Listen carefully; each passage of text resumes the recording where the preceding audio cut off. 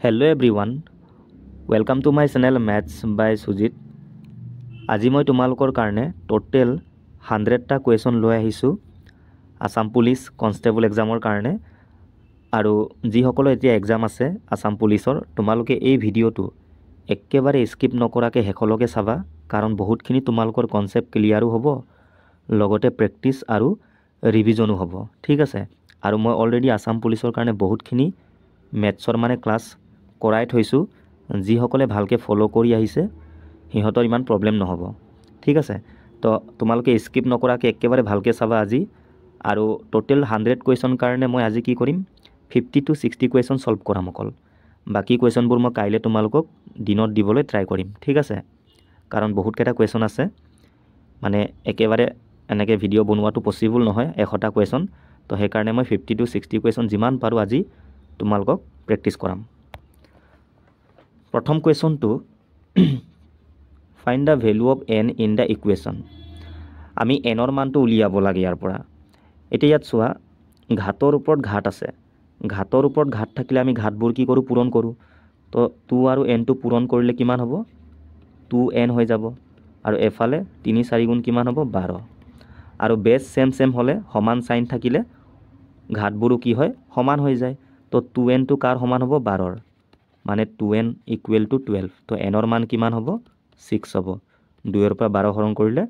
6 আহিব ঠিক আছে next what is the difference between the LCM and the HCF of 24 and 18 এই সংখ্যা দুটাৰ লসাগু আৰু গসাউৰ আমাক পাৰ্থক্যটো সুধিছে তাৰ মানে আমি LCM আৰু HCFটো উলিয়াই ল'ব লাগিব তাৰ পাছত আমি মাইনাছ কৰিম এতিয়া LCM মানে কি লঘিষ্ঠ সাধাৰণ গুণিতক মানে এই দুটা সংখ্যাৰ পৰা হৰণ যোৱা আটাইতকৈ সৰু সংখ্যাটো ঠিক আছে মানে এই দুটাৰ পৰা হৰণ যাব লাগিব আৰু আটাইতকৈ সৰু আৰু HCF মানে কি হয় গৰিষ্ঠ সাধাৰণ উৎপাদক মানে এই দুটাক হৰণ কৰিব পৰা আটাইতকৈ ডাঙৰটো ঠিক আছে মানে ডিফাৰেন্সটো আমি বুজিব লাগে LCM বুলি ক'লে এই দুটাৰ পৰা হৰণ যোৱা আটাইতকৈ সৰু আকৌ HCF বুলি ক'লে এনেকুৱা এটা ডাঙৰ সংখ্যা যিটোৰ পৰা এইটো হৰণ যায় ঠিক আছে তো আমি উলিয়াই ল'ম তোমালোকে একেবাৰে বেছিকৈও কৰিব পাৰা চোৱা আমি এনে কৰিব পাৰোঁ সিম্পলকৈ বাকি আৰু বহুত মেথড আছে 24 আৰু 18 কিহৰ পৰা হৰণ যায় 2ৰ পৰা যায় 3 পৰা যায় 6ৰ পৰা যায় যিমান পাৰা তোমালোকে ডাঙৰ সংখ্যা ল'বা 6 4 গুণ 24 6 3 গুণ 18 এতিয়া 4 আৰু 3টো এটা সংখ্যাৰ পৰা হৰণ নাযায় তো আমি কৰিব নোৱাৰোঁ আৰু ইয়াতে আমি ষ্টপ কৰিম আৰু এই গোটেইবোৰ পূৰণ কৰিম 3 4 গুণ 12 12 6 গুণ কিমান 72 মানে LCM কিমান পালোঁ 72 ঠিক আছে মানে 24 আৰু 18 পৰা হৰণ যোৱা আটাইতকৈ সৰু সংখ্যাটো কি ইমানেই হয় ঠিক এতিয়া চোৱা HCFটো কেনেকৈ আমি উলিয়াম এই মেথডটোতে আমি কৰিম ঠিক আছে HCF মানে হ'ল গোটেইবোৰ হৰণ যাব লাগিব আৰু আটাইতকৈ ডাঙৰ এতিয়া 6ৰ পৰা চোৱা 24ও হৰণ গৈছে 18ও গৈছে কিন্তু এতিয়া 4 আৰু 3টো হৰণ নাযায় তো এইটো আমি ল'ব নোৱাৰোঁ কিহৰ পৰা হৰণ গৈছে অকল 6ৰ পৰা তাৰ মানে HCFটো আমাৰ কি হ'ব 6 হ'ব ঠিক আছে মানে 6টো আটাইতকৈ ডাঙৰ সংখ্যা যিটোৰ পৰা 24ও হৰণ যায় 18ও হৰণ যায় ইয়াতকৈ আৰু ডাঙৰ নাই আৰু এতিয়া আমি কি কৰিম এই দুটা বিয়োগ কৰিম কাৰণ LCM আৰু HCFৰ পাৰ্থক্যটো সুধিছে তো মাইনাছ কৰিলে কিমান হ'ব 66 clear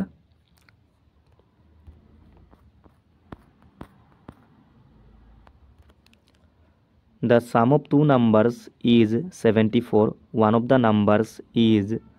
10 more than the other. What are the numbers? মানে দুটা সংখ্যা আছে সাপোজ মই A আৰু B বুলি ধৰিলোঁ এই দুটা সংখ্যাৰ আমাক যোগফলটো দিয়া আছে কিমান 74 আৰু ইয়াত কৈছে এটা আনটোতকৈ 10 বেছি কম মানে কি পাৰ্থক্যটো হয় তাৰ মানে A আৰু B ৰ ডিফাৰেন্সটো আমাক দিয়া আছে আৰু মাইনাছৰ আগত থকাটো ডাঙৰটো বুজায় তাৰ মানে এই দুটা সংখ্যাৰ ভিতৰত মই এটো ডাঙৰ বুলি ধৰিছোঁ ঠিক আছে আৰু ইহঁতৰ পাৰ্থক্য কিমান 10 হল এতিয়া এনেকুৱা টাইপৰ ইকুৱেশ্যন আমি সলভ কৰি আহিছোঁ সেম ভেৰিয়েবল ন a + b a - b এটা প্লাছ এটা মাইনাছ তো আমি ডাইৰেক্ট a আৰু b ৰ মানটো উলিয়াব পাৰোঁ ঠিক আছে তো a ৰ মানটো কিমান হ'ব মানে ডাঙৰটোৰ মানটো কেনেকৈ আমি উলিয়াব পাৰোঁ এই দুটা যোগ কৰি আধা কৰিব লাগে যোগ কৰিলে কিমান 84 আৰু ইয়াৰ আধা কিমান 42 মানে ডাঙৰ সংখ্যাটো কিমান পালোঁ 42 এইটো আমাৰ কাৰেক্ট এনসাৰ বাকি কতো চোৱা 42 নাই আৰু হৰুটো আমি কেনেকৈ উলিয়াব পাৰোঁ এই দুটা মাইনাছ কৰি আধা কৰিব লাগে মাইনাছ কৰিলে কিমান 64 আৰু ইয়াৰ আধা কিমান 32 আহি গ'ল ঠিক আছে clear if the cost of potato in the market is 40 per kg what will be the cost of 3 1/2 kg of potato মানে বজাৰত আলুৰ দামটো কিমান প্ৰতি কিলোত কিমান 40 টকা মানে 1 কেজি আলুৰ দামটো আমাক দিয়া আছে কিমান 40 rupees এতিয়া 3 1/2 মানে কি 3 কেজি আৰু এইটো কিমান আধা মানে 3.5 কেজি বুলি আমি ক'ব পাৰোঁ ন বা 3500 গ্ৰাম একেই কথা হাফ কেজি মানে কি 0.5 হয় 1ক যদি 2ৰ পৰা হৰণ কৰা তোমালোকে 0.5 পাবা তো 3 কেজি আধা মানে 3.5 কেজি বুলি আমি ক'ব পাৰোঁ তো ইয়াৰ মানটো আমি উলিয়াব লাগে মানে ইমান কেজিত আলুৰ দামটো কিমান টকা হ'ব 1 কেজিৰ দামটো আমাক দিয়া আছে তো ইমান কেজিৰ দাম কিমান 1 কেজি দামৰ লগত আমি পূৰণ কৰিম 3.5টো আমি কাৰ লগত পূৰণ কৰিম 40 লগত এতিয়া এটা পইণ্টৰ পৰা এটা শূন্য কাটি যাব কাৰণ এই পইণ্টটো গুচালে তলত 10 আহি যাব ন তো এইটো 0 কাটি যাব তাৰ মানে 35 আৰু 4টো আমি পূৰণ কৰিব লাগে কিমান হ'ব 140 এইটোৱে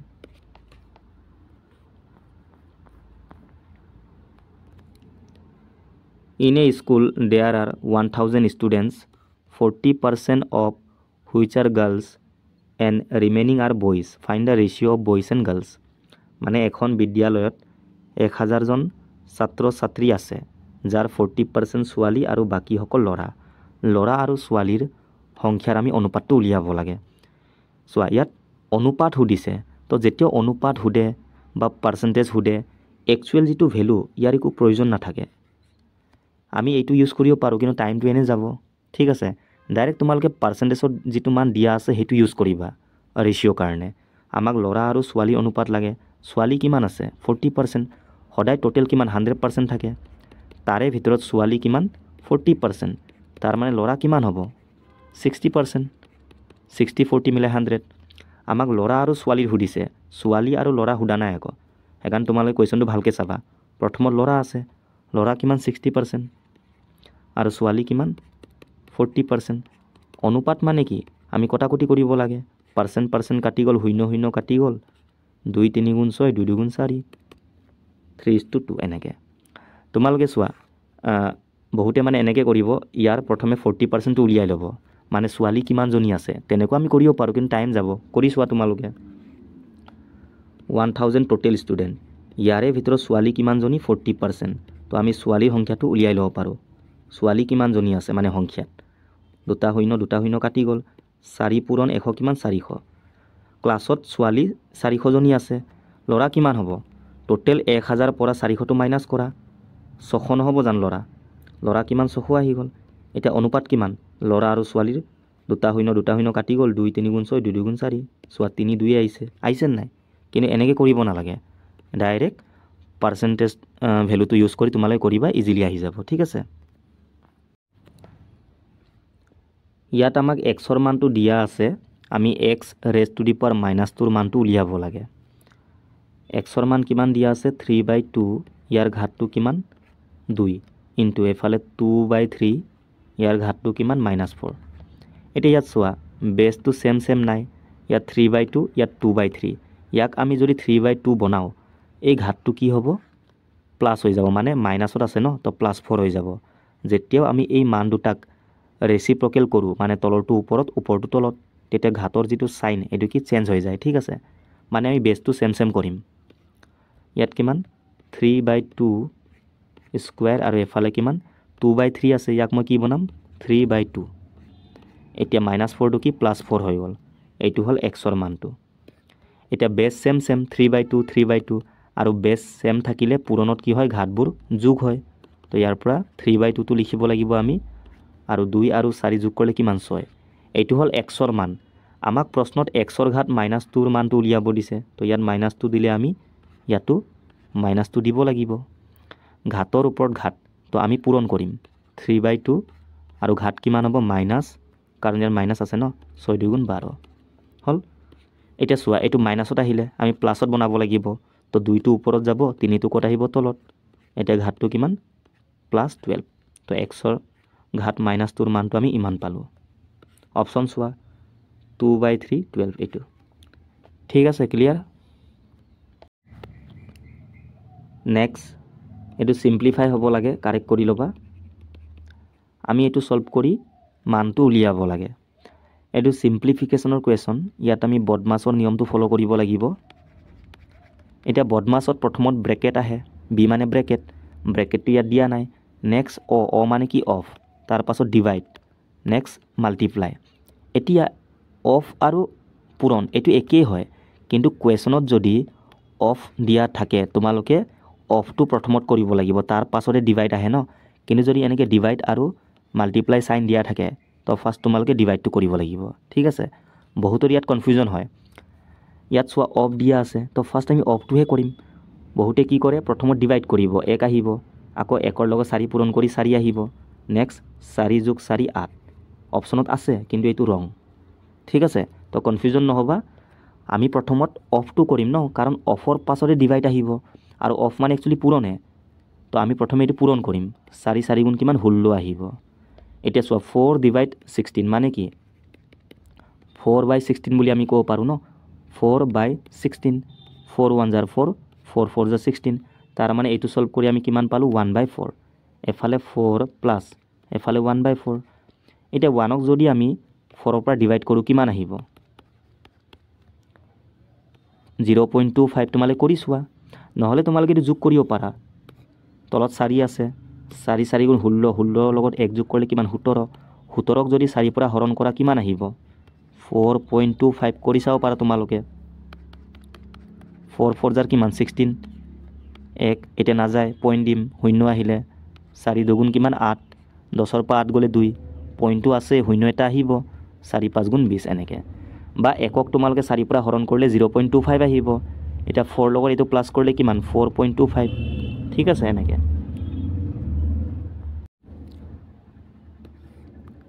The perimeter of a rectangle is 13 cm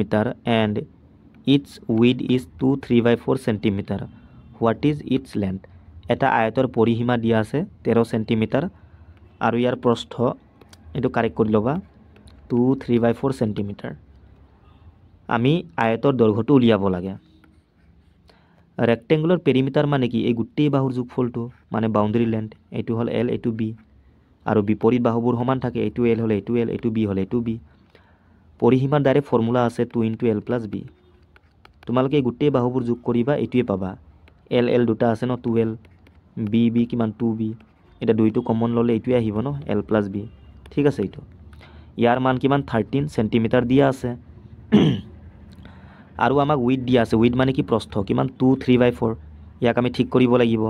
4 2 গুণ 8 8 লগত 3 যোগ কৰিলে কিমান 11/4 L + B ৰ মান কিমান হ'ব এই 13টো ওপৰত যাব এই 2টো ক'ত আহিব তলত এতিয়া আমি B ৰ মানটো পুট কৰিম L + B মানে কিমান 11/4 আৰু এফালে কিমান 13/2 L ৰ মান উলিয়াব হ'লে আমি ইয়াক এফালে ঠেলিব লাগিব তো -11/4 হৈ যাব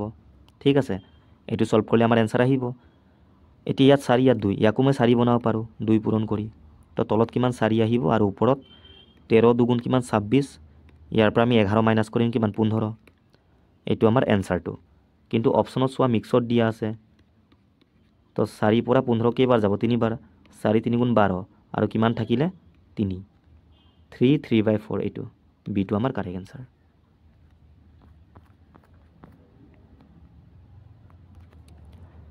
next when a 2-digit number is reversed a new 2-digit number is formed which is 63 more than the original number what is the original number যেতিয়াও 2-digit নাম্বাৰৰ কুৱেশ্যন আহে সদায় তোমালোকে অপশ্যন পৰা কৰিবা বেছিক পৰাও কৰিব পাৰা কিন্তু টাইম যাব ঠিক আছে আমি অপশ্যন ট্ৰাই কৰিম মানে 2 অংকৰ সংখ্যা উলুটাই লিখিলে আন এটা নতুন 2 অংকৰ সংখ্যা পোৱা যায় যি মূল সংখ্যাটোতকৈ 63 অধিক মূল সংখ্যাটো আমি উলিয়াব লাগে সাপোজ মই যদি ধৰোঁ আমাৰ 25টো মূল সংখ্যাটো মানে অৰিজিনেল নাম্বাৰটো দুটা অংক আছে ন এতিয়া ইয়াত কি কৈছে ৰিভাৰ্স কৰিছে মানে উলুটাই দিছে মানে 5টো এফালে আহিছে 2টো 5ৰ জায়গাত 5টো 2ৰ জায়গাত 2টো 5ৰ জায়গাত মই কি কৰিলোঁ ৰিভাৰ্স কৰিলোঁ এতিয়া আমি নতুন সংখ্যা পালোঁ ন এইটো অৰিজিনেলটো এইটো নতুনটো ইয়াত কৈছে নতুন সংখ্যাটো 63 মোৰ মানে ইমান বেছি আগৰ সংখ্যাটোতকৈ। তো মাইনাছ কৰি চোৱা, ডিফাৰেঞ্চটো কিমান 63 পাব লাগিব, 52 আৰু 25। 12 পৰা 5 গ'লে হাতে আহিব লাষ্টত, ইয়াত চোৱা 3 আছে, এইটো হ'ব নোৱাৰে। নেক্সট এইটো কিমান 36, ৰিভাৰ্চ কৰিলে কিমান 63। এতিয়া মানে এইটো ইয়াতকৈ কিমান বেছি হ'ব লাগিব, 63 বেছি হ'ব লাগিব।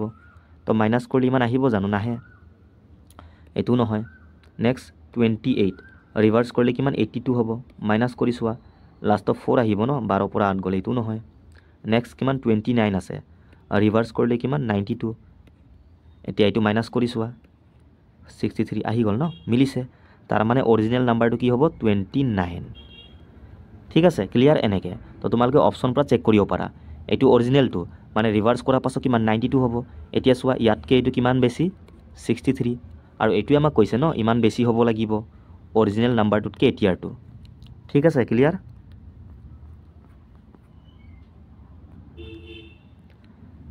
Two P equal to 3Q equal to 5R, আমি PQRৰ অনুপাতটো উলিয়াব লাগে। তো ইয়াৰ ডাইৰেক্ট এটা শ্বৰ্ট মেথড আছে, এইটো আমি ইউজ কৰিম। যেতিয়াও এনেকৈ সমান চাইন দিয়া থাকে, তোমালোকে কি কৰিবা, এই পিৰ মানটো উলিয়াবৰ কাৰণে পিটোক বাদ দিয়া, এই গোটেইটোক, বাকী এই দুটা নাম্বাৰটো পূৰণ কৰা। 3 5 গুণ কিমান 15, এইটো ডাইৰেক্ট পিৰ মানটো আহি গ'ল। আৰু কিউৰ মানটো উলিয়াব হ'লে এইটোক বাদ দিয়া, বাকী 2 আৰু 5 থাকিলে পূৰণ কৰিলে কিমান 10, আৰু আৰৰ কাৰণে এই দুটা 3 2 গুণ 6 আহি গ'ল 15 10 6, এইটো।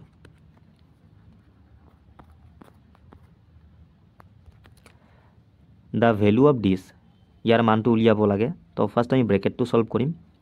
0.3 আৰু 0.3 পূৰণ কৰিলে কিমান 3 3 গুণ 9, আৰু পইণ্টটো চোৱা, ইয়াতো এটা, টোটেল দুটাৰ আগত পইণ্টটো আহিব, হ'ল। এফালে ডিভাইড 0.9। এতিয়া ইয়াক আমি এইটোৰ পৰা হৰণ কৰিম। তো ফাৰ্ষ্ট আমি পইণ্টটো গুচাই ল'ম। আমি এনেকৈ লিখিব পাৰোঁ ন 0.9 ডিভাইড বাই 0.09। এতিয়া পইণ্টটো গুচালে কিমান হ'ব, তলত দুটাৰ আগত পইণ্ট আছে, ওপৰত দুটা শূন্য যাব, ওপৰত এটাৰ আগত পইণ্ট আছে, তলত এটা শূন্য আহিব, এটা শূন্য কাটি গ'ল, 9ৰ পৰা 90ক 10 বাৰ যাব। তো এনচাৰ কিমান 10। নেক্সট 4/5 ইনটু 3/7 ইনটু 15/16, আৰু এফালে ইনটু -14/9। আমি সলভ কৰিব লাগে। তো কটাকটি কৰিলে হ'ল, 4 4 গুণ 16 হ'ল। 5ৰ পৰা এইটো 3 বাৰ যাব, 5 3 গুণ 15, 7ৰ পৰা এইটো দুবাৰ যাব, 3 3 গুণ 9 9 9 কাটি গ'ল এইটো, আকৌ 2ৰ পৰা 4ক দুবাৰ যাব। তো ওপৰত কি থাকিলে একো নাই, আৰু চোৱা মাইনাছ মাইনাছ কি প্লাছ হৈ যাব, তো মাইনাছ থকাবোৰতো এনচাৰ হ'বই নোৱাৰে। ওপৰত একো নাই মানে 1 আছে, আৰু তলত কিমান 2, 1/2 আমাৰ কাৰেক্ট এনচাৰ। ঠিক আছে।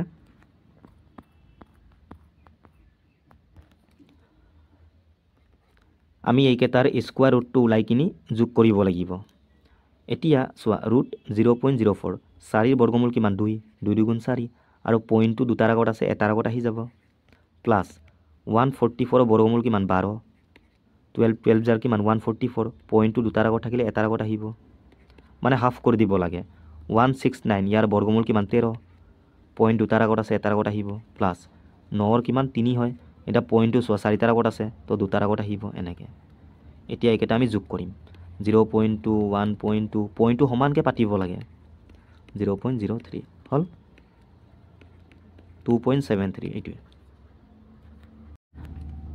Next find the value of X if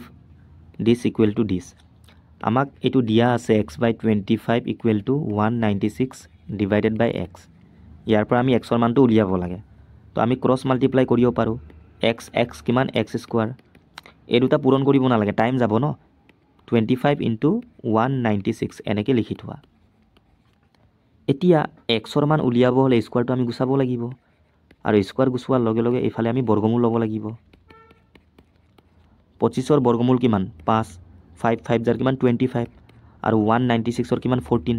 কাৰণ 14ক আমি দুবাৰ পূৰণ কৰিলে কিমান পাওঁ 196। তাৰমানে এক্সৰ মানটো এইটো নহ'ব জানো, 5 পূৰণ 14 কিমান 70, এইটোৱে। এইটো ছেম টাইপ, এক্সৰ মানটো উলিয়াব লাগে, এক্স বাই ইয়াত চোৱা ৰুট দিয়া আছে, আগৰটো দিয়া নাছিলে, এফালে ৰুট 162 ডিভাইড বাই এক্স, একে টাইপৰে হয়। এতিয়া আমি ক্ৰছ মাল্টিপ্লাই কৰিম, x²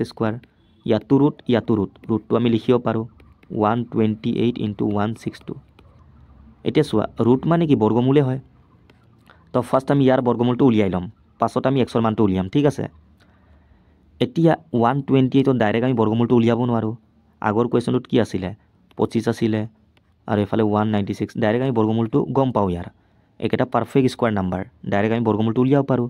এইকেইটা নন পাৰফেক্ট স্কোৱাৰ নাম্বাৰ, মানে বৰ্গমূলটো আমি উলিয়াব নোৱাৰোঁ ডাইৰেক্টকৈ, পইণ্টত আহিব, ঠিক আছে। তো আমি কেনেকৈ কৰিম চোৱা, প্ৰথমে আমি ফেক্টৰাইজ কৰিম। এই দুটা পূৰণ কৰিলে কিবা এটা আহিব, তাৰ আমি বৰ্গমূলটো পাই যাম। কিন্তু এনেকৈ ছেপাৰেটকৈ কৰিলে ফেক্টৰাইজ কৰিব লাগিব। মানে চোৱা 128ক আমি কেনেকৈ লিখিব পাৰোঁ, কিহৰ পৰা হৰণ যায়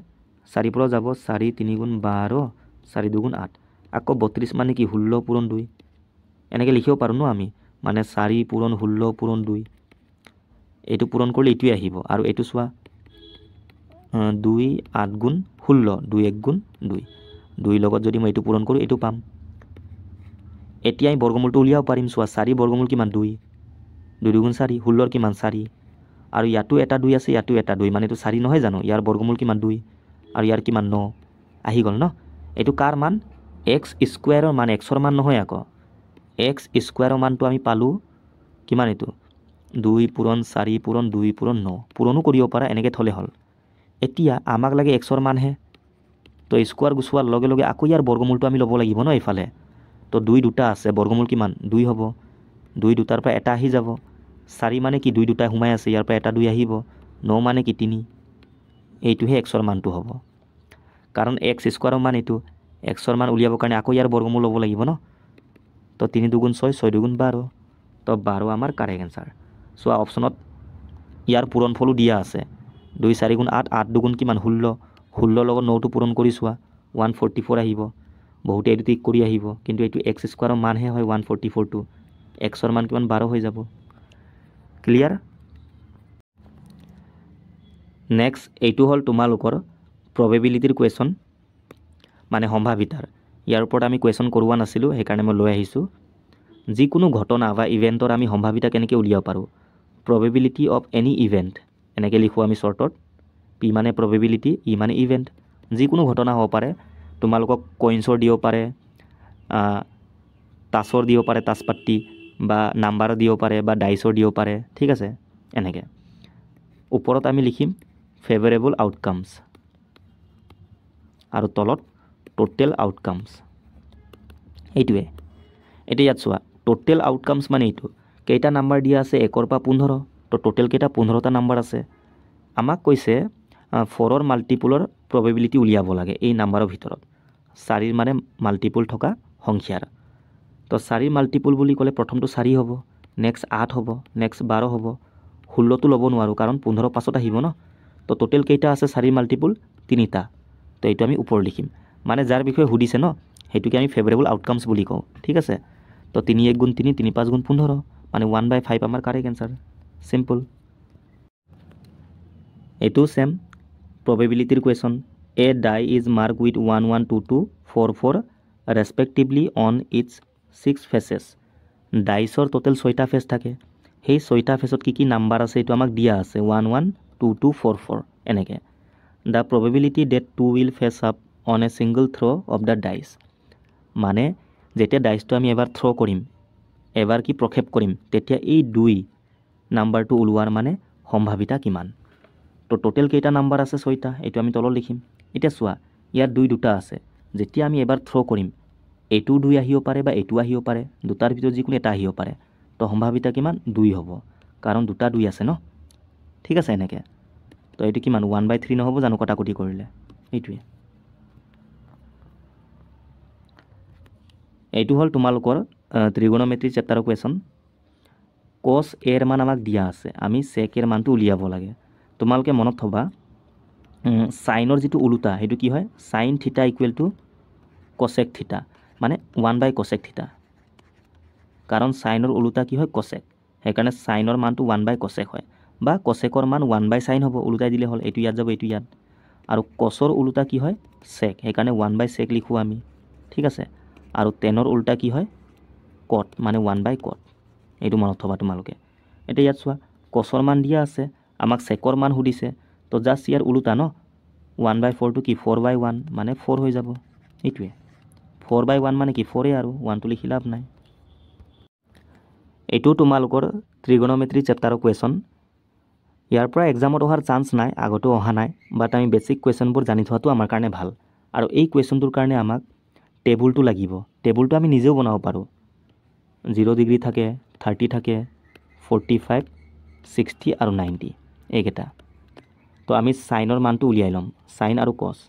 ইয়াত অকল সাইন আৰু কসে আছে গোটেইবোৰ আমি উলিয়াব পাৰোঁ মেইন হ'ল সাইনটো এইটো এবাৰ আহি গ'লে গোটেইবোৰ আহি যাব নিজে নিজে তো সাইন 0 ডিগ্ৰী কিমান 30 ডিগ্ৰী কিমান এইবোৰ আমি জানিব লাগিব ন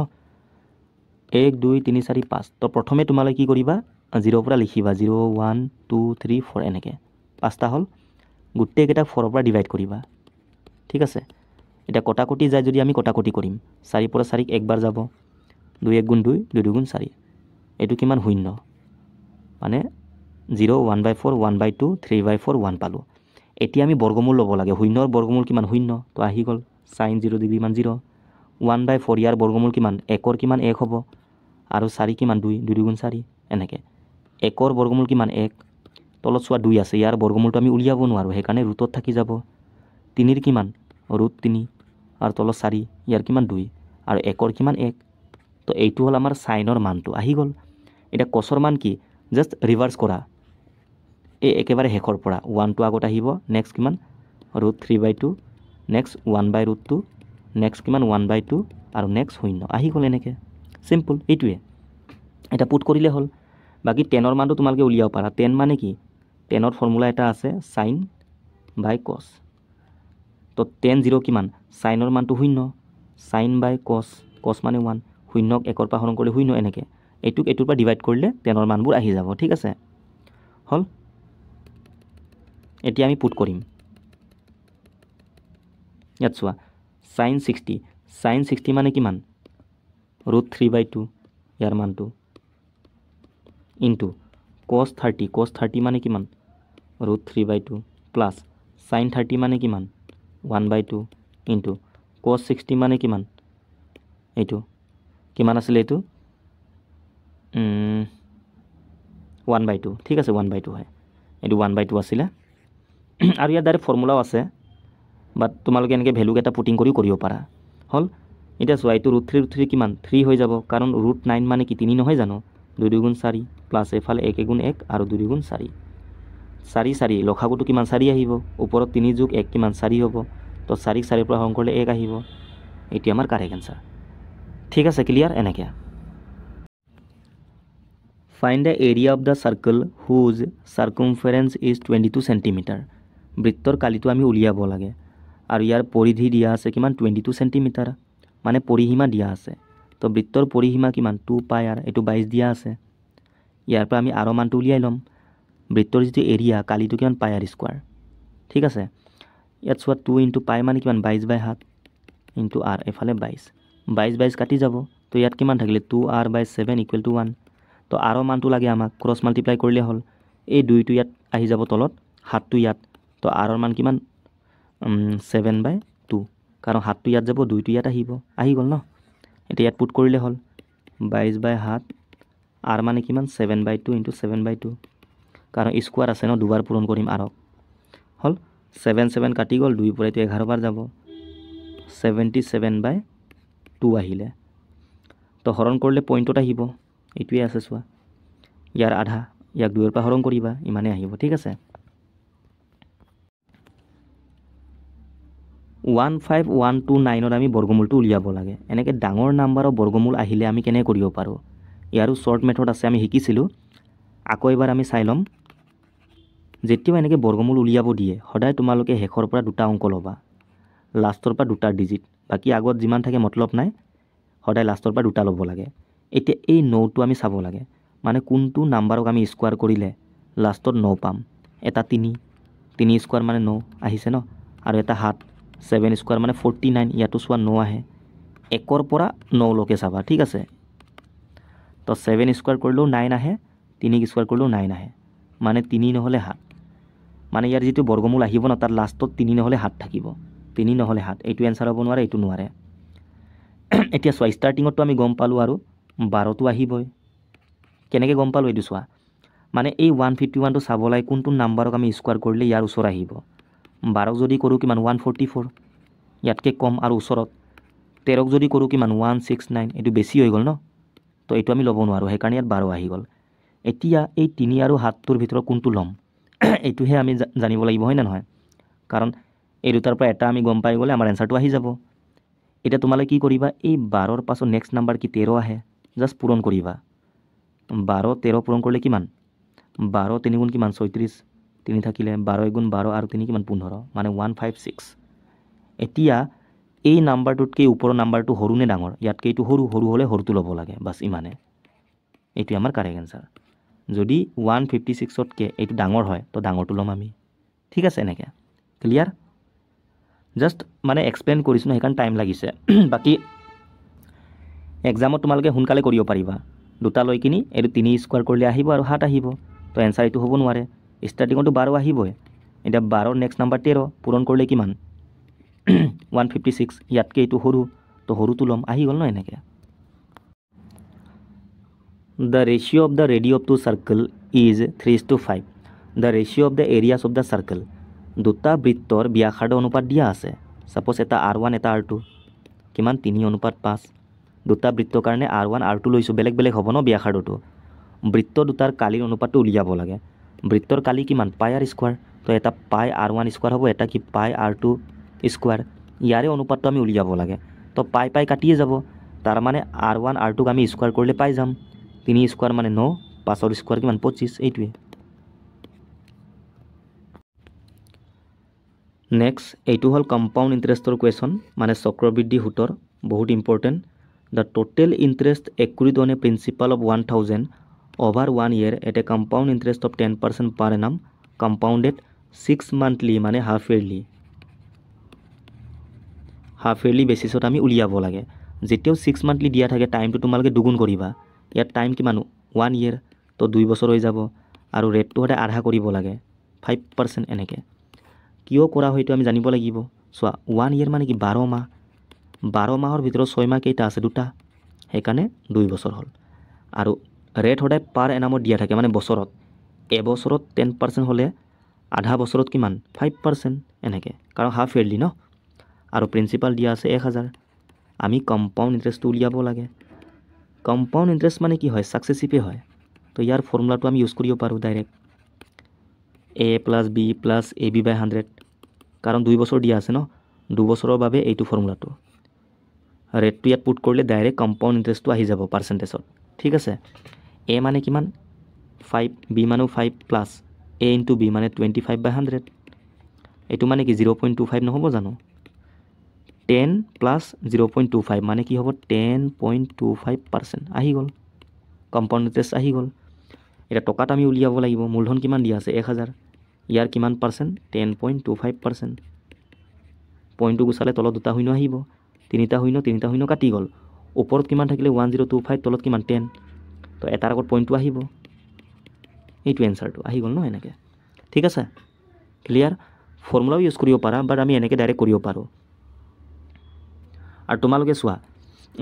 দেখাৰ লগে লগে গম পাব লাগে ৰেটটো কিমান হ'ব 5% আৰু টাইমটো কিমান 2 বছৰ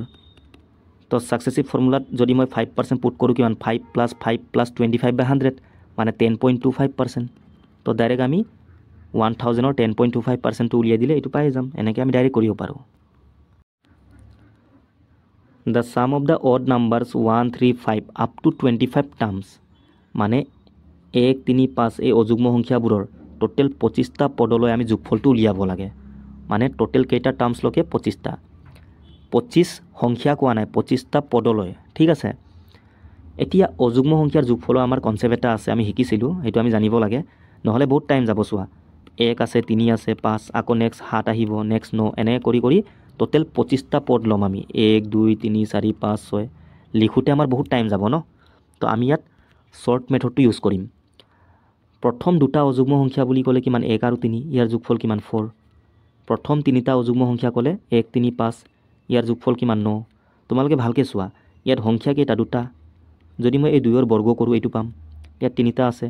3ৰ বৰ্গ কৰিলে ইমান পাম তাৰ মানে কি অযুগ্ম সংখ্যাত যিমানটা পদ দিয়া থাকে তাৰ আমি বৰ্গ কৰিম ডাইৰেক্ট আহি যাব যোগফলটো 1 3 5 9 11 সৰি 7টো থাকি গ'ল ঠিক আছে প্ৰথম কেইটা 6টা অযুগ্ম সংখ্যা 1 3 5 7 9 11 ইয়াৰ যোগফল কিমান তোমালোকে যোগ কৰি চোৱা 11 9 কিমান 20 7 3 কিমান 10 আৰু এফালে 6 তো কিমান হ'ল 36 যোগফলটো এতিয়া সংখ্যা কেইটা আছে 1 2 3 4 5 6 তো 6ৰ যদি ডাইৰেক্ট মই বৰ্গ কৰোঁ এইটোতো পাম তো অযুগ্ম সংখ্যাত আমাৰ কাৰণে ইজি হয় যোগফলটো উলিয়াবৰ কাৰণে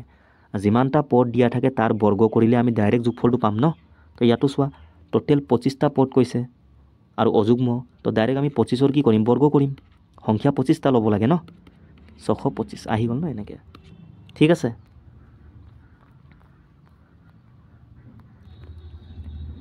the place value of 4 in this number মানে এই সংখ্যাটোত 4ৰ প্লেচ ভেলুটো উলিয়াব লাগে এটা পইণ্টৰ আগত আছে তো পইণ্টৰ পাছত থকাটো আমি চাব নালাগে ঠিক আছে 4ৰ প্লেচ ভেলু 4টো আমি লিখিম ইয়াৰ পাছত 1 2 3টা অংক আছে 3টা শূন্য আহি যাব এইটোৱে 4 2 1 3 যদি ইয়াত 6ৰ প্লেচ ভেলুটো সুধে কি হ'ব পইণ্টৰ পাছত আছে তো 0.6 হ'ব এনেকৈ ছাপ'জ ইয়াত যদি 5 থাকে 5ৰ প্লেচ ভেলু কিমান পইণ্টৰ পাছত 2 নম্বৰত আছে তো 0.05 এনেকৈ ঠিক আছে চিম্পল 3ৰ কিমান 3 হ'ব প্লেচ ভেলু 1ৰ কিমান 1ৰ পাছত এটা আছে ন 10 হ'ব এনেকৈ 2ৰ কিমান 200 হ'ব এনেকৈ the quotient part when this divided by this মানে 6001ক 3 পৰা হৰণ কৰিলে কুৱেশ্যন্ট পাৰ্টটো কি আহিব মানে ভাগফলটো কেইবাৰ যাব 2000 বাৰ 3 পূৰণ 2000 কিমান 6000 ৰিমাইণ্ডাৰ 1 থাকি গ'ল আৰু নাযায় আৰু তো এনচাৰ কি হ'ব 2000 এনেকৈ clear next in a family the sum of the present ages of the father mother and the only son is X years after Y years the sum of their ages will be এটা পৰিয়ালত পিতৃ মাতৃ আৰু একমাত্ৰ পুত্ৰৰ বৰ্তমান বয়সসমূহৰ যোগফলটো আমাক দিয়া আছে কিমান X মানে ফাদাৰ আছে মাদাৰ আছে আৰু ছান সিহঁতৰ বয়সৰ যোগফলটো কিমান X এইটো হ'ল বৰ্তমান বয়সৰ যোগফলটো এতিয়া Y বছৰৰ পিছত মানে মুঠ বয়সৰ যোগফলটো কিমান হ'ব ফাদাৰো Y বছৰ যাব মাদাৰো Y বছৰ যাব আৰু ছানো Y বছৰ যাব তাৰ মানে Y তিনিটা আমি প্লাছ কৰিব লাগিব 3Y তো X + 3Y আমাৰ কাৰেক্ট এনচাৰ অপশ্যন D2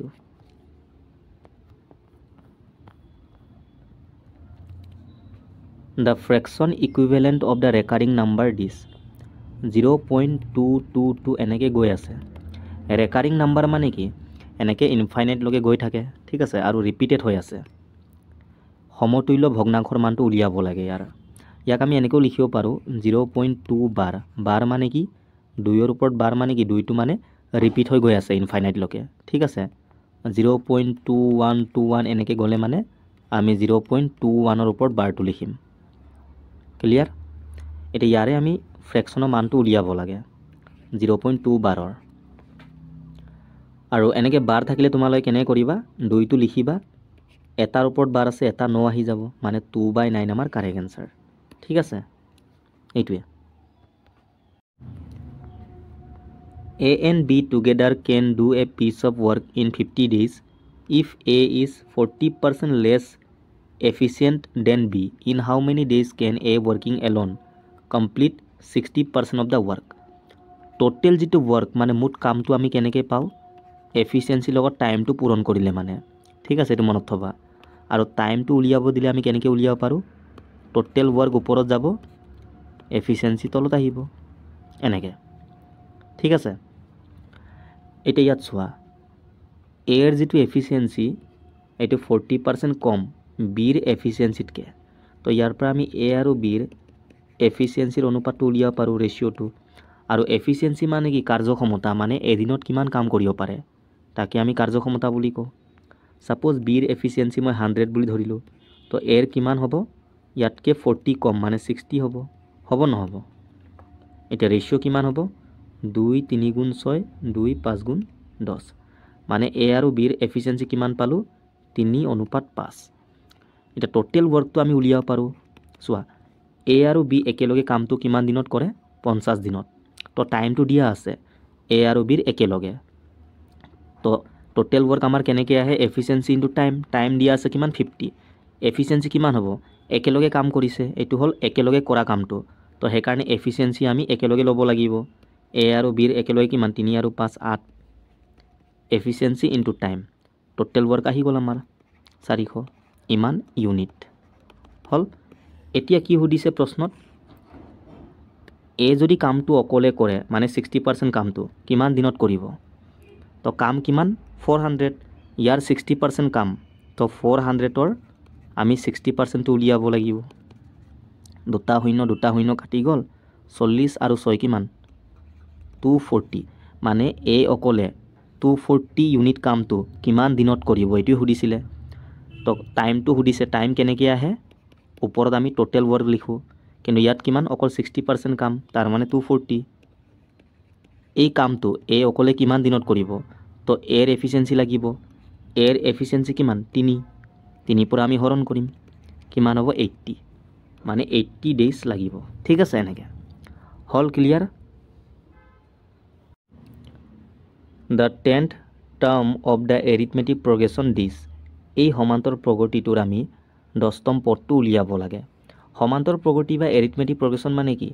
সংখ্যাবিলাকৰ মাজৰ গেপবোৰ সেম থাকিলে তাক আমি এপি সিৰিজ বুলি কওঁ ঠিক আছে কনজুগেটিভ বুলি আমি ক'ব পাৰোঁ এনেকৈ দিয়া আছে গেপবোৰ চোৱা 5কে গৈ আছে সেইকাৰণে এইটো কি হয় সমান্তৰ প্ৰগতি এইটো হ'ল প্ৰথম পদ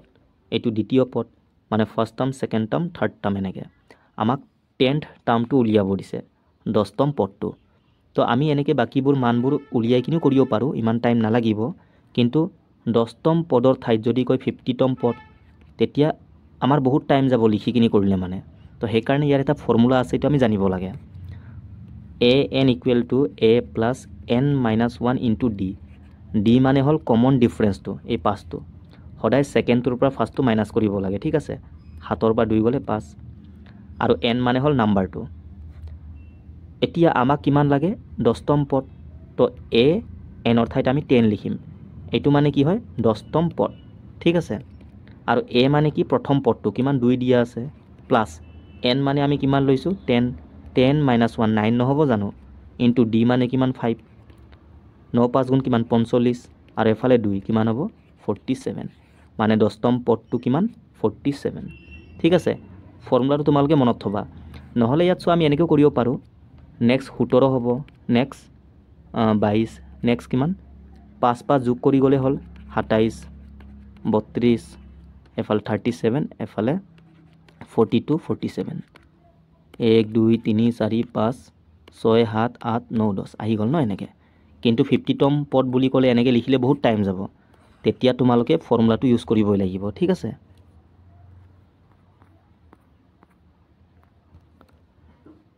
if 21y5 is a multiple of 9 মানে এই সংখ্যাটো 9ৰ কি মাল্টিপল মানে 9ৰ পৰা হৰণ যায়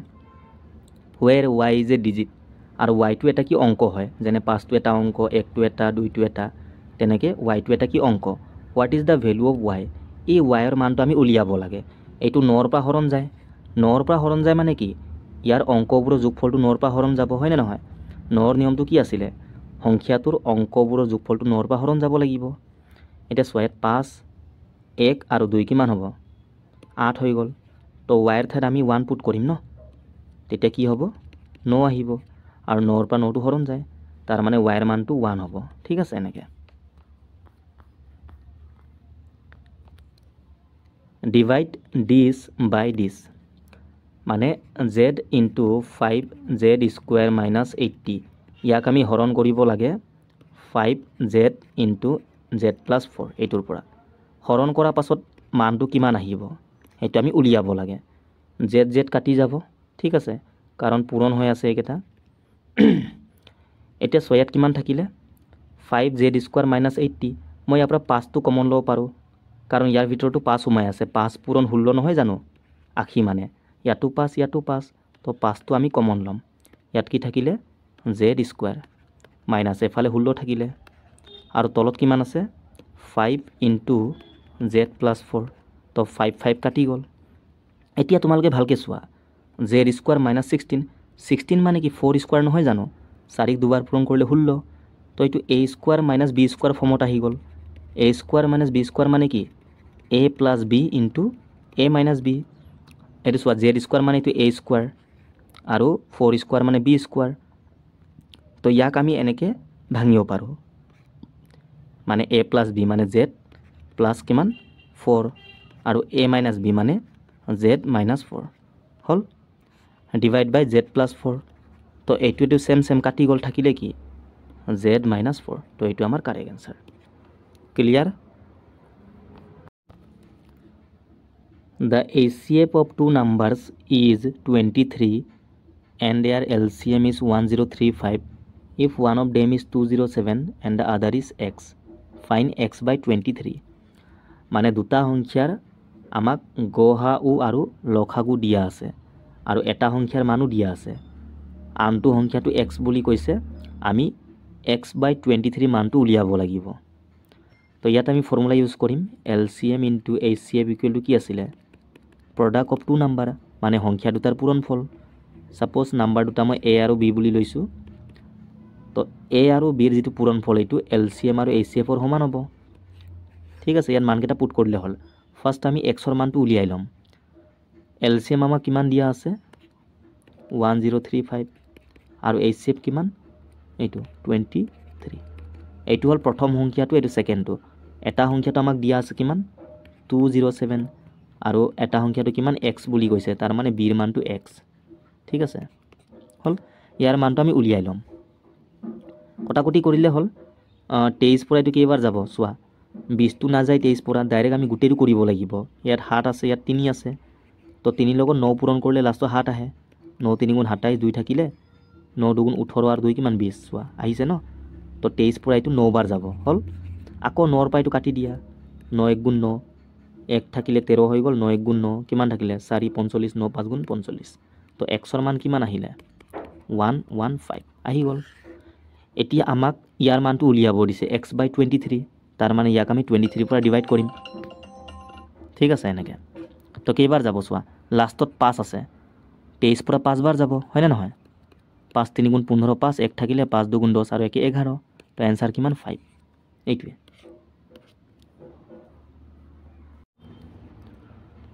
Which of this number is divisible by 11 মানে তলৰ কোনটো সংখ্যাটো 11 পৰা হৰণ যায় তো 11 ৰ নিয়মটো আমি ইউজ কৰিম 11 ৰ নিয়মটো কি আছিল অল্টাৰনেট ডিজিট কেটা আমি যোগ কৰি পাছত মাইনাস কৰিব লাগে মাইনাস কৰাৰ পাছত শূন্য বা যিকোনো 11 মাল্টিপল আমি পাব লাগে ঠিক আছে তো আমি চেক কৰিম প্ৰথম অপচনটো 4 নেক্সট কি হ'ব 3 এটা বাদ দি কিনি নেক্সট 6 নেক্সট 8 এইকেটা আমি যোগ কৰিম আৰু এই থাকি যোৱাবোৰো আমি যোগ কৰিব লাগিব ঠিক আছে পাছত মাইনাস কৰিম তো 4 3 কিমান 7 এফালে 6 13 13 আৰু 8 কিমান 21 হল নেক্সট 5 3 8 8 আৰু 7 কিমান 15 15 আৰু 7 কিমান 22 মাইনাস কৰিলে কিমান 1 তো এইটো 11 পৰা হৰণ না যায় নেক্সট 4 4 8 এফালে 9 কিমান হ'ব 17 আৰু 4 কিমান 21 নেক্সট 4 6 10 5 15 আৰু 2 কিমান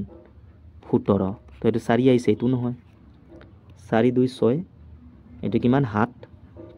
এফালে 5 কিমান 12 হৈ গ'ল 9 3 কিমান 12 12 আৰু 7 কিমান 19 19 আৰু 4 কিমান 23 তো মাইনাস কৰিলে কিমান চোৱা 11 আহি গ'ল তাৰ মানে এইটো 11 পৰা হৰণ যায় ঠিক আছে বাকি চেক কৰিব পাৰা এইটো 5 4 কিমান 9 এইটো কিমান 12 12 পাছে 17 6 3 কিমান 9 আৰু 2 কিমান 11 11 হাতে কিমান 18 18 পৰা 17 গ'লে কিমান 1 এটো না যায় এনেকে ঠিক আছে ক্লিয়াৰ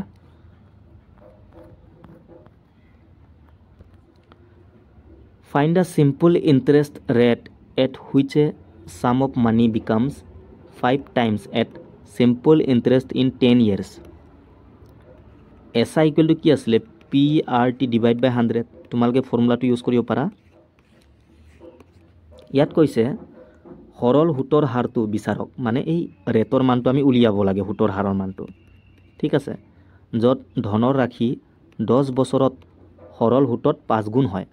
যেতিয়াও 5 গুণ 2 গুণ 3 গুণ এনেকে দিয়া থাকে সিম্পল ইন্টারেস্ট কোৱেশ্যনত সদায় তোমালোকে প্ৰিন্সিপাল আৰু এমাউন্টটো উলিয়াই লবা ইয়াত 5 গুণ বুলি কৈছে সাপোজ প্ৰিন্সিপাল মূলধনটো আমি 100 টকা বুলি ধৰিলো যি মন যায় তোমালোকে ধৰিব পাৰা ঠিক আছে এতিয়া 5 গুণ মানে কিমান 500 টকা হৈ গ'ল এইটো হ'ল এমাউণ্টটো মানে হুতে মূলে আমি ইমান ঘূৰাই দিব লাগে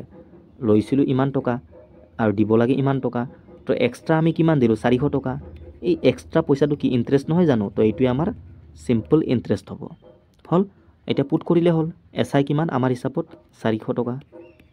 আৰু প্ৰিন্সিপাল কিমান ধৰিছোঁ 100 টকা ৰেটটো আমি উলিয়াব লাগে টাইম কিমান দিয়া আছে 10 ডিভাইড বাই 100 100 কাটি গ'ল আকৌ 10ৰ পৰা এইটো এটা শূন্য কাটি গ'ল তো আৰ কিমান 40% এনেকৈ ঠিক আছে The sum of 5 consecutive odd numbers is found to be 95. The largest of the number. 5টা ক্ৰমিক অযুগ্ম সংখ্যাৰ যোগফল দিয়া আছে আটাইতকৈ ডাঙৰ সংখ্যাটো আমি উলিয়াব লাগে এতিয়া অযুগ্ম সংখ্যা বুলি ক'লে গেপবোৰ কিমান 2 কে গৈ থাকে এইকেইটা অযুগ্ম সংখ্যা মানে 2ৰে হৰণ নাযায় প্ৰথমটোৰ লগত আমি 2 যোগ কৰিলে ছেকেণ্ডটো পাম ছেকেণ্ডটোৰ লগত আমি 2 যোগ কৰিলে থাৰ্ডটো পাম এনেকৈ গৈ থাকে ন যুগ্ম সংখ্যা বুলি ক'লে ইয়াতো গেপবোৰ কিমান 2কে গৈ থাকে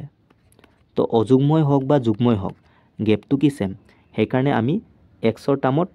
যুগ্ম হ'লেও একেই ধৰিম অযুগ্ম হ'লেও একেই ধৰিম ঠিক আছে কনফিউজন নহ'বা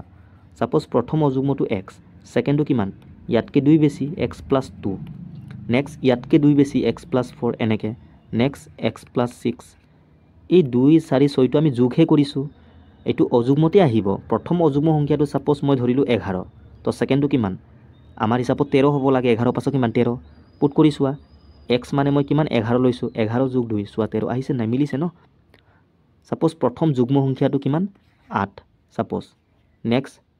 8 যোগ 2 কিমান 10 চোৱা মিলিছে তো যুগ্মই হওক বা অযুগ্ম হওক আমি এনেকেই ধৰিম ঠিক আছে বহুতৰ মানে কনফিউজন থাকে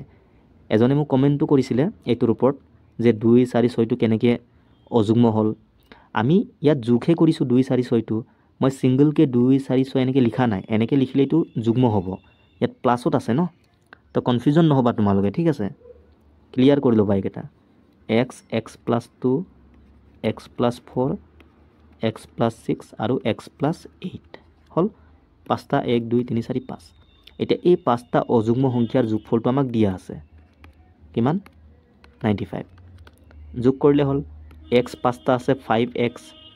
2 4 6 আৰু এফালে 6 12 8 কিমান 20টো আমি এফালে ঠেলি দিম তো মাইনাছ কৰিলে কিমান 75 এক্সৰ মান কিমান 15 ঠিক আছে 5 15 গুণ কিমান 75 ঠিক আছে হ'ল এতিয়া লাৰ্জেষ্ট নাম্বাৰটো উলিয়াব দিছে আটাইতকৈ ডাঙৰ কোনটো এইটো একেবাৰে শেষৰটো এক্স প্লাছ 8 এক্স মানে 15 প্লাছ 8 কিমান 23 আহি গ'ল ন 23 আমাৰ কাৰেক্ট এনচাৰ আটাইতকৈ সৰু বুলি ক'লে এক্স মানে 15 হ'লে হয় চোৱা অযুগ্ম হয় ন 23টো আহিছে নহয় এনেকৈ আমি কনজুগেটিভ কনচেপ্টটো ইউজ কৰিব পাৰোঁ এভাৰেজৰ কনজুগেটিভ মানে কি গেপটো সেম এতিয়া অযুগ্ম সংখ্যাৰ গেপবোৰ কিমান 2কে গৈ থাকে ন সেম তাৰ মানে কনজুগেটিভ নাম্বাৰ হয় আৰু কনজুগেটিভ নাম্বাৰৰ গড়টো সদায় কি হয় মাজৰটো মিডল নাম্বাৰটো ইয়াত চোৱা এভাৰেজটো আমি উলিয়াই ল'ম ঠিক আছে এভাৰেজ মানে কি মাজৰ নাম্বাৰটো আমি উলিয়াই ল'ম 5টা সংখ্যা আছে এই 5টা সংখ্যাৰ ভিতৰত আমি মাজৰটো উলিয়াব পাৰোঁ ন তেতিয়া বাকীবোৰো আহি যাব এতিয়া এভাৰেজ ইকুৱেল টু কি সাম বাই নাম্বাৰ সাম কিমান দিয়া আছে 5টা অযুগ্ম সংখ্যাৰ যোগফলটো কিমান 95 আৰু নাম্বাৰ কেইটা আছে 5টা তো 95 ক 5ৰ পৰা ডিভাইড কৰিলে কিমান 19 বাৰ যাব তো মাজৰ সংখ্যাটো 19 পালোঁ এভাৰেজটো এতিয়া এইটো কিমান হ'ব ইয়াতকৈ 2 বেছি মানে 21 নেক্সট ইয়াতকৈ 2 বেছি 23 এইটো আটাইতকৈ ডাঙৰ এনেকৈ ঠিক আছে clear next A bag contains 50 paise 25 paise and 10 paise coins and the ratio of the numbers of coins is 4:5:9 if the total value of all the coins is 830 rupees then find the number of 25 paise coins in the bag মানে এটা মোনাত 50 পইচা 25 পইচা আৰু 10 পইচাৰ মুদ্ৰাৰ সংখ্যাৰ অনুপাত দিয়া আছে কিমান 459 আৰু আটাইখিনি মুদ্ৰাৰ মূল্য কিমান 830 টকা টোটেল টকাটো মানে এইটো তেনেহ'লে 25 পইচাৰ মুদ্ৰাৰ সংখ্যাটো আমি উলিয়াব লাগে ইয়াত চোৱা কইন্স কি টাইপছৰ আছে 50 পইচা 25 পইচা আৰু 10 পইচা এইকেইটা হ'ল কইন্সৰ টাইপছ ইয়াক আমি ডিনমিনেশ্যন বুলি কওঁ 50 পইচা 25 পইচা আৰু 10 পইচা আৰু নাম্বাৰছৰ অনুপাত দিয়া আছে আমাক মানে এই কইন্সকেইটা কিমানকৈ আছে এইটো আমাক অনুপাতত দিয়া আছে ইয়াৰ মানে সংখ্যাৰ অনুপাতটো কিমান 459 এতিয়া চোৱা 50 পইচাৰ যেটো কইন্স কেইটা আছে 4টা মানে 50 50 এনেকৈ 4টা তো টোটেল কিমান হ'ব 200 নহ'ব জানো আমি ডাইৰেক্ট ডিনমিনেশ্যন লগত নাম্বাৰটো পূৰণ কৰিলে টকাটো পাওঁ 50 × 4 কিমান 200 ইমান পইচা 5 × 25 কিমান 125 পইচা 9 × 10 কিমান 90 পইচা তো টোটেল টকা কিমান এই গোটেইকেইটা যোগ কৰিম 200 125 কিমান হ'ব 325 আৰু 90 আছে মানে 415 পইচা আহি গ'ল এইটো কি পইচাত আহিব ঠিক আছে আমাৰ হিচাপত টোটেল টকাটো ইমান পইচা কিন্তু কুৱেশ্যনত কিমান দিয়া আছে 830 টকা এইটো ৰুপিছত আছে এইটো পইচাত আছে সদায় ইউনিটটো সেম হ'ব লাগে এতিয়া ইয়াক যদি মই পইচাত কনভাৰ্ট কৰোঁ 100 পৰা পূৰণ কৰিম দুটা শূন্য আহি যাব কাৰণ 1 rupees মানে 100 পইচা হয় তো 830 rupees মানে কিমান 830 × 100 ঠিক আছে এতিয়া এইটো পইচা তো ইয়াৰ মানটো এইটো একৰ মানটো আমি উলিয়াব লাগিব ভালকৈ চোৱা 415 লগত 2 মাল্টিপ্লাই কৰিলে আমি এইটো পাম ন ইয়াৰ দুগুণ হয় এইটো তাৰ মানে 415 2 * 830 দুটা শূন্য আছে লগাই দিলে হ'ল তো একৰ মান আহি গ'ল আমাক লাগে 25 পইচাৰ কইন্সৰ সংখ্যাটো নাম্বাৰটো তো কিমান আছে অনুপাতত 5 একৰ মান 200 হ'লে 5ৰ মান কিমান 5 পূৰণ 200 মানে 1000 এইটোৱে ঠিক আছে clear If a man walks 2/3 kilometer in 5 minutes, find his speed in km/h. যদি এজন মানুহে 5 মিনিটত 2/3 কিলোমিটাৰ খোজ কাঢ়ে তেন্তে তেওঁৰ গতি কিলোমিটাৰ প্ৰতি ঘণ্টাত আমি উলিয়াব লাগে তো স্পীড ইকুৱেল টু কি হয় ডিষ্টেন্স বাই টাইম ডিষ্টেন্স কিমান 2/3 কিলোমিটাৰ আৰু টাইম দিয়া আছে 5 মিনিট আমাক লাগে কিলোমিটাৰ/আৱাৰত কিলোমিটাৰ/আৱাৰ এতিয়া এইটো মিনিটত আছে ডিষ্টেন্সটো ঠিকই আছে কিলোমিটাৰ কিন্তু টাইমটো মিনিটত দিয়া আছে ইয়াক আমি ঘণ্টাত কনভাৰ্ট কৰিম তেতিয়া কিলোমিটাৰ/আৱাৰ হ'ব হয় না নহয় এতিয়া মিনিটক আমি ঘণ্টাত নিব কাৰণে 60 পৰা ডিভাইড কৰিব লাগিব কাৰণ এঘণ্টাত কি 60 মিনিট থাকে আৰু সৰুৰ পৰা ডাঙৰলৈ গ'লে সদায় হৰণ কৰিব লাগে ঠিক আছে ডাঙৰৰ পৰা সৰুত গ'লে আমি পূৰণ কৰোঁ তো 2/3 মেইন ডিভাইডটো এইটো ইয়াক আমি পূৰণ কৰিম এতিয়া কি হ'ব এই তলৰ মানটো ৰেচিপ্ৰকেল মানে 60 ওপৰত যাব 5 টো তলত 5ৰ পৰা 60 12 বাৰ যাব আৰু 3 পৰা 12ক 4 বাৰ যাব তো 4 দুগুণ কিমান 8 কিলোমিটাৰ/আৱাৰ এইটো আমাৰ correct answer The difference between the simple and compound interest on a sum of money at the rate of 5% per annum for 2 years is ₹25. Find the sum. 2 বছৰৰ বাবে বছৰি 5% হাৰত ধনৰ ৰাশিৰ ওপৰত সৰল সুত আৰু চক্ৰবৃদ্ধি সুতৰ মাজৰ পাৰ্থক্যটো কিমান 25 টকা আমি মূলধনটো উলিয়াব লাগে তো ডাইৰেক্ট এটা ফৰ্মুলা আছে তোমালোকে মনত থব পাৰা 2 বছৰৰ কাৰণে যেতিয়াও সৰল সুত আৰু চক্ৰবৃদ্ধি সুতৰ পাৰ্থক্য দিয়া থাকে বা পাৰ্থক্য যদি উলিয়াব দিয়ে আমি কোনটো ফৰ্মুলা ইউজ কৰিম PR/100 মানে P × R/100 হোল স্কোয়াৰ এনেকৈ P টো বাহিৰত থাকিব বাকি R/100 টো স্কোয়াৰ কৰিব লাগে ঠিক আছে এইটো হ'ল 2 বছৰৰ বাবে সিম্পল আৰু কম্পাউণ্ড ইন্টাৰেষ্টৰ ডিফাৰেন্সটো আমাক এইটো দিয়া আছে ডিফাৰেন্সটো কিমান দিয়া আছে 25 টকা হল এটা ভ্যালু কেটা আমি পুট কৰিম আমি P ৰ মানটো উলিয়াব লাগে মূলধনটো তো P × R মানে কিমান দিয়া আছে 5% তো 5 বাই কি হ'ব 100 এফালে স্কোয়াৰ আৰু এফালে 25 5ৰ পৰা 100 কেইবাৰ যাব 20 বাৰ মানে 1/20 এতিয়া 1ক যদি মই স্কোয়াৰ কৰোঁ 1 হ'ব ওপৰত আৰু তলত কিমান 20 স্কোয়াৰ মানে কিমান 400 আৰু এফালে কিমান 25 ইয়াৰ তলত 1 আছে ক্ৰছ মাল্টিপ্লাই কৰিলে কিমান P1 * P 400 × 25 4 25 গুণ কিমান 100 আৰু দুটা শূন্য আছে লগাই দিলে হ'ল মানে 10000 আমাৰ কাৰেক্ট আনসাৰ ঠিক আছে Which one of the following is not a perfect square number তলৰ কোনটো মানে এটা পূৰ্ণবৰ্গ সংখ্যা নহয় পূৰ্ণবৰ্গ বা পাৰফেক্ট স্কোয়াৰ মানে কি যাৰ আমি বৰ্গমূলটো উলিয়াব পাৰো যেনে 4 16 125 একেটা কি পাৰফেক্ট স্কোয়াৰ নাম্বাৰ ইয়াৰ বৰ্গমূলটো আমি কব পাৰো ন 2 ইয়ার কিমান 4 ইয়ার 10 ইয়ার 5 তো একেটা হল পূর্ণবর্গ সংখ্যা ইয়াত কৈছে কোনটো নহয় এটা কেনেকৈ চেক কৰিম চোৱা তোমালকে এটা কাম কৰিব পাৰা লাষ্টৰ দুটা অংকটো চাব পাৰা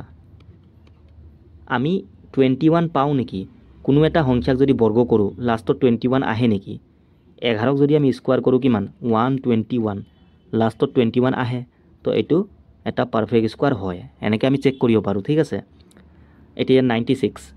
যদি মই 14ক স্কোৱাৰ কৰোঁ 196 পাওঁ চোৱা লাষ্টত 9 আৰু 6টো আহে ইয়াতো আছে তো এইটো এটা পাৰফেক্ট স্কোৱাৰ নাম্বাৰ বুলি আমি ক'ব পাৰোঁ 69 13ক যদি আমি স্কোৱাৰ কৰোঁ 169 পাওঁ ন চোৱা 69 আহে তো এইটো হয় 26 ক'তো নাহে তোমালোকে কৰি চোৱা তো এইটো এটা নন পাৰফেক্ট স্কোৱাৰ নাম্বাৰ মানে পূৰ্ণবৰ্গ নহয় এনেকৈ ঠিক আছে তো এইকেইটা তোমালোকে শিকি ল'বা The sum of two numbers is 72. If the numbers are in the ratio 3:5, then find the positive difference between the two number. মানে দুটা সংখ্যাৰ যোগফল আমাক দিয়া আছে কিমান 72 আৰু সংখ্যা দুটাৰ অনুপাত কিমান 3 আৰু 5 এতিয়া ইয়াত অনুপাতটো আমাক দিয়া আছে সংখ্যা দুটাৰ আমাক এই দুটাৰ যোগফল দিয়া আছে অনুপাতৰ মতে যোগফলটো কিমান 3 আৰু 5 কিমান 8 হ'ব কিন্তু একচুৱেল মতে যোগফলটো কিমান 72 তো একৰ মানটো 9 নহ'ব জানো 8 9 গুণ 72 আমাক এই দুটাৰ পাৰ্থক্যটো উলিয়াব দিছে 5 আৰু 3 মাইনাছ কৰিলে কিমান 2 ইয়াৰে মানটো আমি উলিয়াব লাগে তো 2 পূৰণ 9 কিমান 18 একৰ মান 9 হ'লে 2 ৰ মান কিমান 18 এইটোৱে ঠিক আছে clear If the compound interest on a certain sum of money for 2 years at 5% per annum is rupees 328 then the sum is equal So আমাক কম্পাউণ্ড ইণ্টাৰেষ্ট মানে চক্ৰবৃদ্ধি সুতটো দিয়া আছে ইমান টকা আৰু টাইমটো কিমান 2 বছৰ সুতৰ হাৰ কিমান 5% আমি মূলধনটো উলিয়াব লাগে অকমান আগতে আমি শিকি আহিছিলোঁ কম্পাউণ্ড ইণ্টাৰেষ্ট মানে কি সাকসেসিভ আৰু 2 বছৰৰ বাবে 5% সুতৰ হাৰত কম্পাউণ্ড ইণ্টাৰেষ্টটো কিমান 10.25% আছিলে জানো a plus b plus ab by 100 টাইমটো কিমান 2 বছৰ ন তো আমি ইয়াত ডাইৰেক্ট এইটো পুট কৰিব পাৰোঁ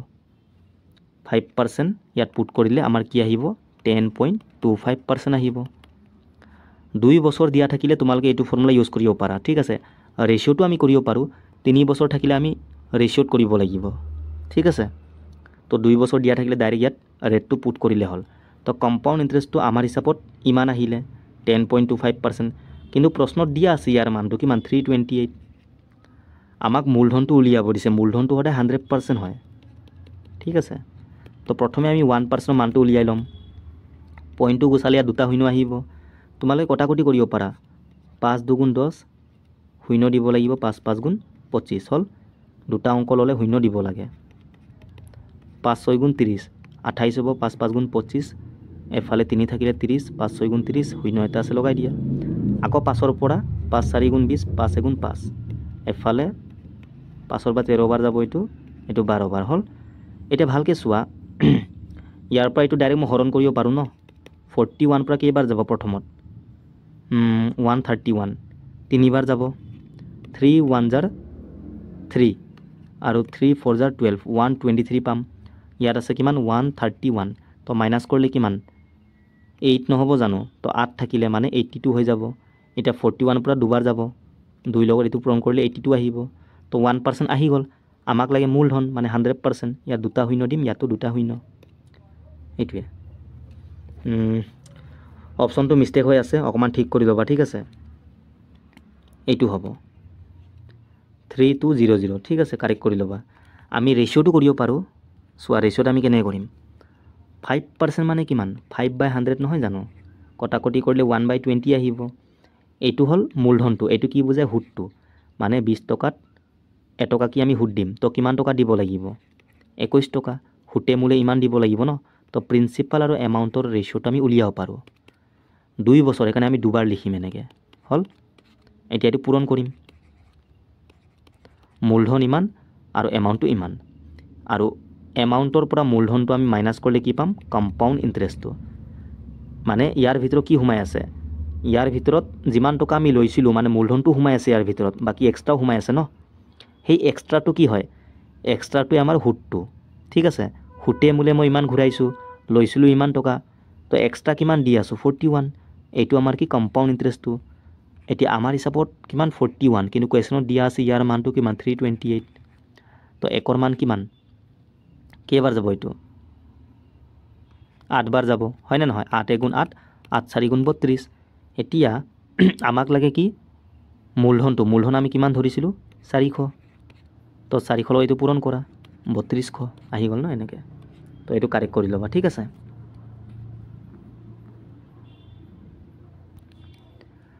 The ratio of the length and breadth of a rectangle are 5:3. Length of a rectangle is 20 cm, then find its breadth.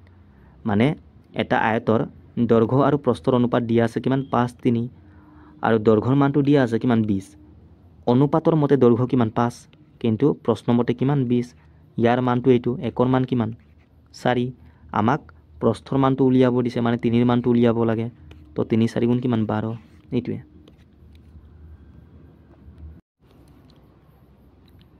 Speed of river is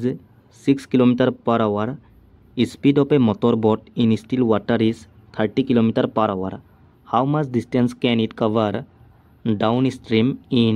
24 minutes? এইটো হ'ল তোমালোকৰ boat and streamer question. সৰু এটা concept আছে এইটো আমি জানিব লাগে ইয়াত সাপোজ এইটো হ'ল ৰিভাৰ ঠিক আছে ৰিভাৰৰ কি থাকিব ডাইৰেকশ্যন থাকিব ন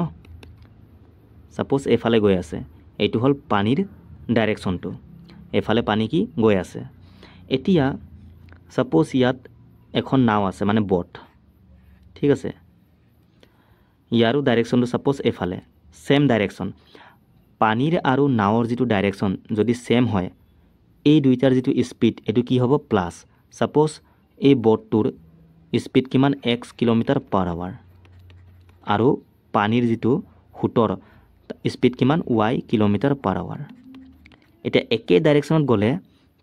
নাও চলোৱাজনৰ কি ইজি হ'ব ন আমাৰ কি হ'ব স্পিডটো বেছি হ'ব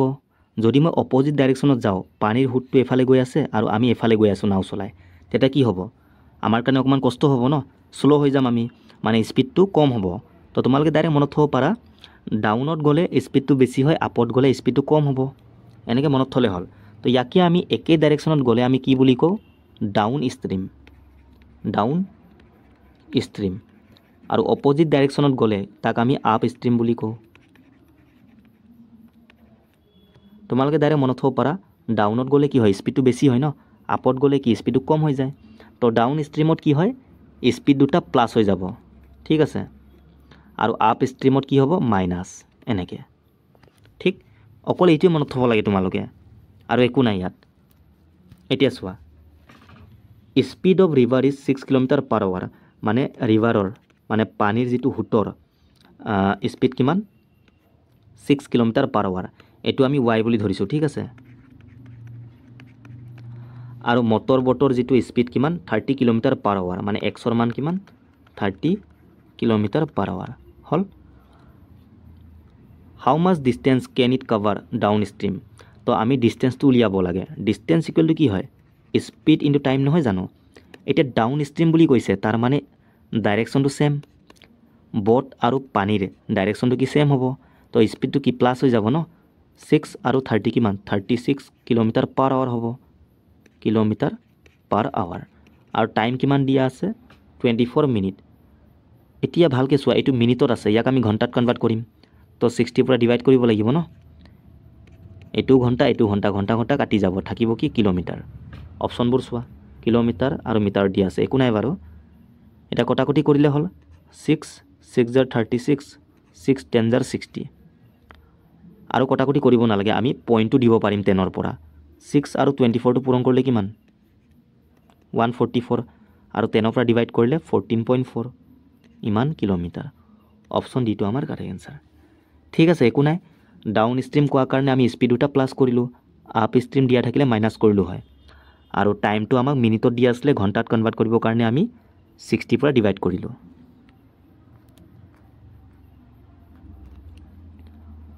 which of the following pair is কোপ্ৰাইম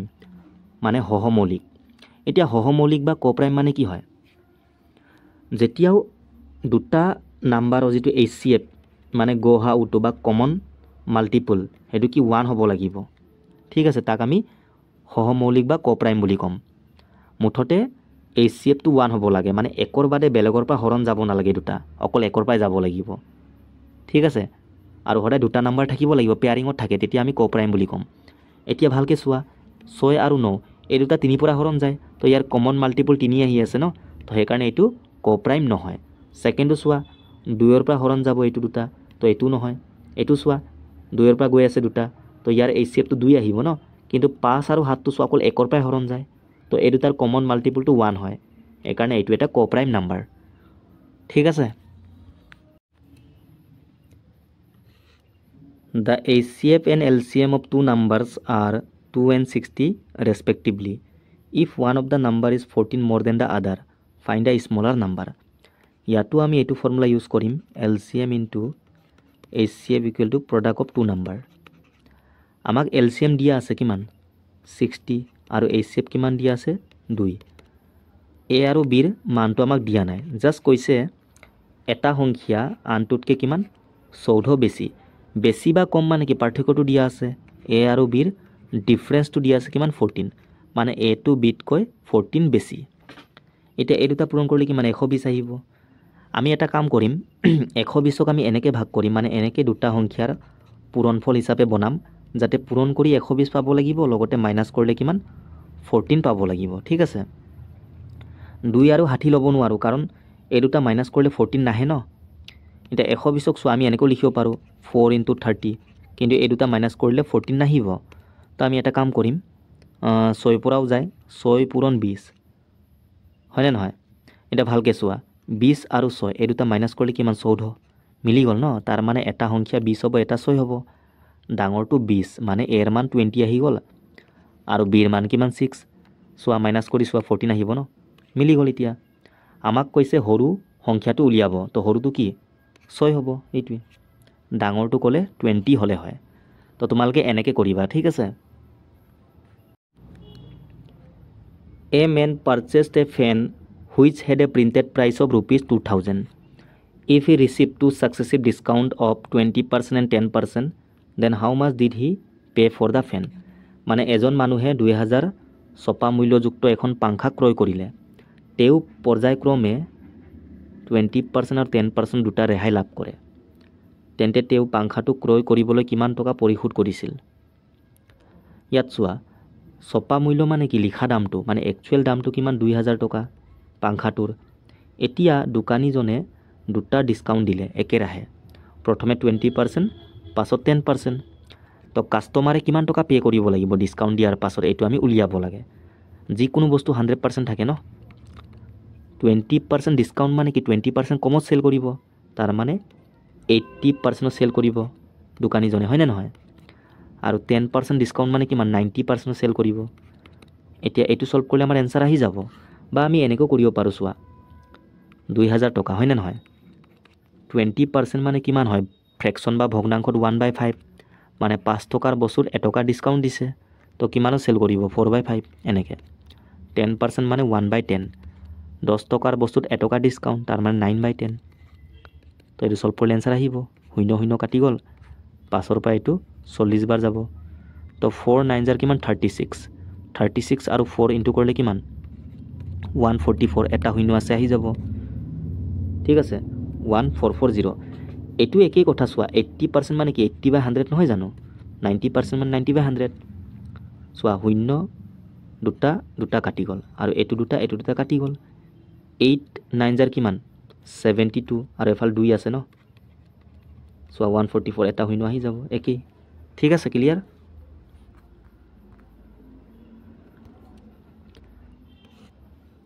The circumferential length of a circle of radius 7 cm is used to construct a square. The length of the side of the square. 7 সেণ্টিমিটাৰ ব্যাসাৰ্ধৰ এটা বৃত্তৰ পৰিসীমাৰ দৈৰ্ঘ্যক এটা বৰ্গক্ষেত্ৰ গঠন কৰিবলৈ ব্যৱহাৰ কৰা হ'ল। মানে চোৱা এটা কি আছে চাৰ্কুল আছে,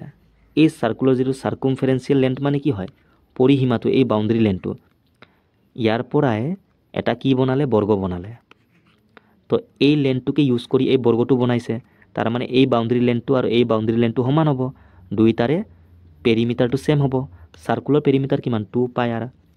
আৰু বৰ্গৰ কি গোটেই বাহু যোগ কৰিম, ছাপ'জ বাহুটো এ, তো কিমান 4a নহ'ব জানো। তো এই দুটা কি সমান হ'ব, কাৰণ এইটো লেন্থটোৰ পৰা এইটো বনাইছে, 2 পৰা 4 দুবাৰ যাব, পাই মানে জানো কিমান 22/7 আৰু ব্যাসাৰ্ধ কিমান দিয়া আছে বৃত্তৰ 7 এফালে 2a আমাক বৰ্গৰ বাহুৰ মানটো উলিয়াব দিছে তাৰ মানে এৰ মানটো উলিয়াব লাগে 2ৰ পৰা এইটো 11 বাৰ যাব 7ৰ পৰা 7 কাটি গ'ল তো এ কিমান 11 সেন্টিমিটাৰ এইটোৱে ক্লিয়াৰ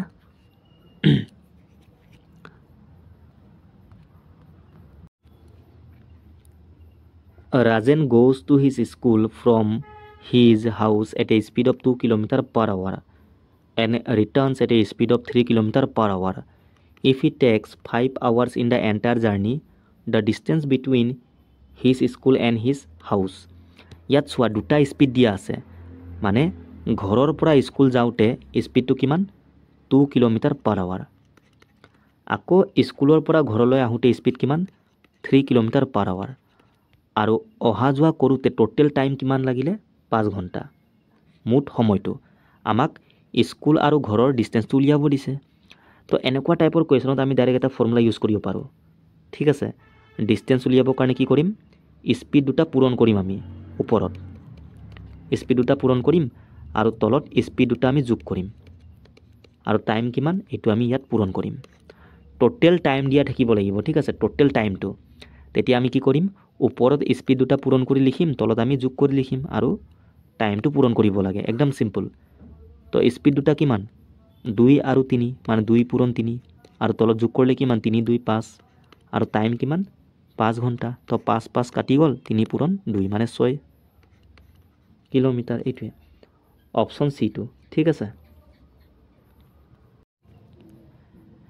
এইটো হ'ব আমাৰ 50 নম্বৰ কুৱেশ্যন টোটেল 100টা আছে বাকি 50 কুৱেশ্যন মই কাইলৈ তোমালোকক দিনত যেনেকৈ হ'লেও সলভ কৰি দিম আৰু টেলিগ্ৰাম চেনেলত তোমালোকে পাৰিলে জইন হৈ যাবা তাত মই পিডিএফটো সেন্ড কৰি দিম ঠিক আছে তো আজি আমি অকল 50 কুৱেশ্যন সলভ কৰিম আৰু বহুত আছে হেকেটা আমি কাইলৈ চাম the perimeter of A rectangle is 34 centimetre এটা আয়তৰ পৰিসীমা দিয়া আছে মানে 2 * l + b ৰ মান দিয়া আছে কিমান 34 ইয়াৰ পৰা আমি l + b ৰ মানটো উলিয়াব পাৰোঁ 2 পৰা এইটো ডিভাইড কৰিলে কিমান 17 এতিয়া